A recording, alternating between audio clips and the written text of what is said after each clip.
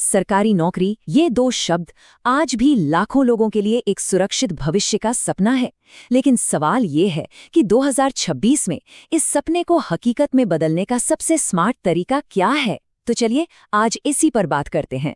50,000 से भी ज्यादा, ये जो नंबर है ना, ये सिर्फ कंप्यूटर ऑपरेटर और डेटा एंट्री जैसी दो पोस्ट के लिए हर साल निकलने वाली वैकेंसीज हैं। सोचिए, अफसरों का समंदर वाकई कितना बड़ा है। पर आखिर सरकारी नौकरी के पीछे इतनी दीवानगी क्यों है? वजह एकदम साफ है।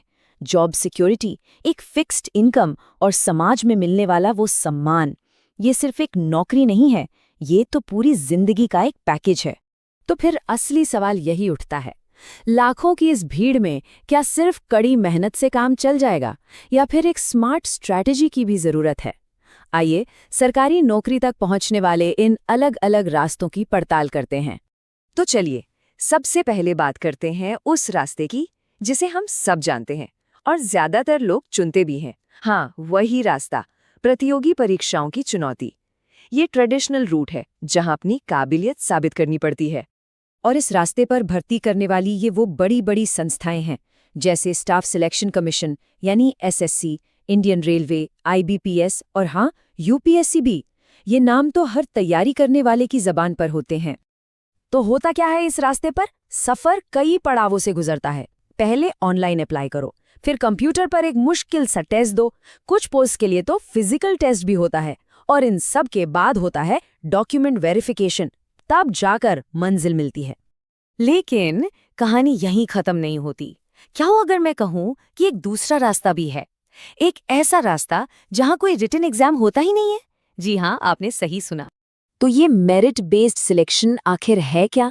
देखिए, इसका सीधा सा मतलब है कि आपकी मेहनत की कमाई यानी आपके स्कूल के नंबर ही आपको नौकरी दिलाते हैं। खासतौर पर इसमें उम्मीदवारों को सिर्फ 10वीं क्लास के मार्क्स के आधार पर चुना जाता है। कोई परीक्षा नहीं, कोई इंटरव्यू नहीं। और इसका सबसे बड़ा, सबसे ताज़ा उदाहरण है इंडिया पोस्ट की ग्रामीण डाक सेवक यानी जीडीएस की भर्ती। यहाँ 28,000 से भी ज़्यादा पद सिर्फ और सिर्फ 10वीं के नंबरों की मेरिट पर भरे जाते हैं। तो अब देखिए दोनों रास्तों में फ़र्क कितना बड़ा है। एक तरफ है एग्जाम, फिजिकल टेस्ट और इंटरव्यू का लंबा चौड़ा प्रोसेस, तो वहीं दूसरी तरफ है एक सीधा साधा फॉर्मूला, 10वीं के नंबर, उम्र और आपकी कैटेगरी। पर एक मिनट, एक सवाल तो मन में जरूर आ रहा होगा कि अगर हजारों लोगों के नंबर बिल्कुल एक जैसे हैं, तब सिस्टम कैसे तय करेगा कि नौकरी किसे मिले? चलिए देखते हैं कि ये टाई कैसे तोड़ा जाता है। तो इसका पहला और सबसे जरूरी नियम है उम्र। मतलब अगर दो लोगों के नंबर बराबर हैं तो उनमें से जिसकी उम्र ज्यादा होगी उसे पहले मौका मिलेगा। सिंपल। लेकिन सोचिए अगर उम्र भी एक जैसी हो तो तब क्या? तब सिस्टम एक, कह सकते हैं, काफी हैरान करने वाली लिस्ट का इस्तेमाल करता है। यहाँ पर प्राथमिकता आपकी कैटेगरी और जेंडर के आधार पर तय होती है। सबसे ऊपर एसटी महिला उम्मीदवार को जगह मिलती है और ये लिस्ट नीचे जाते जाते जनरल कैटेगरी के पुरुष उम्मीदवार पर आकर खत्म होती है।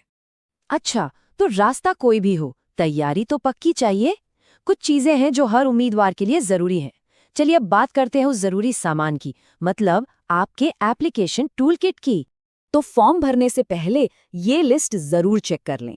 आपकी 10वीं की मार्कशीट, कोई आईडी प्रूफ जैसे आधार कार्ड, अगर लागू हो तो caste certificate, passport size photo, ये सब कुछ पहले से तैयार होना चाहिए। और हाँ, तैयारी के साथ साथ सावधानी भी उतनी ही जरूरी है। एक छोटी सी गलती और पूरी मेहनत पर पानी फिर सकता है। जैसे फॉर्म में गलत जानकारी भर देना, धुंधली फोटो अपलोड कर देना या फिर आखिरी तारीख ही भूल जाना। इन गलतियों की वजह से हजारों फॉर्म हर साल रिजेक्ट हो जाते हैं। अब एक बहुत ही जरूरी बात, एक रेड अलर्ट। इस पूरे सफर में धोखेबाजों से बचना भी एक बहुत बड़ी चुनौती है। तो आइए जानते हैं कि नौकरी के नाम पर होने वाले इन घोटालों को पहचाने कैसे। एक बात गांठ बांध लीजिए, असली सरकारी भर्ती में नौकरी देने के लिए कभी भी सीधे तौर पर पैसे नहीं मांगे जाते, कभी नहीं। ये सबसे बड़ा खतरे का संकेत है। तो यहाँ 5 संकेत हैं जिनसे हमेशा सावधान रहना है। क्या कोई आपको बिना किसी प्रोसेस के तुरंत अपॉइंटमेंट लेटर दे रहा है? क्या जॉब की डिटेल्स गोलमोल हैं? या फिर किसी भी बहाने से पैसे मांगे जा रहे हैं? ये सब एक बड़े घोटाले का इशारा हो सकते हैं। हमेशा चौकन्ना रहें। तो ये थे 2 रास्ते, एक तरफ परीक्षा की कसौटी तो दूसरी तरफ मेरिट की ताकत। दोनों के अपने नियम हैं, अपनी चुनौतियां हैं। अब ये सोचना होगा कि असली सफलता का रास्ता कौन सा है। इसका जवाब किसी और के पास नहीं, सिर्फ आपके पास है।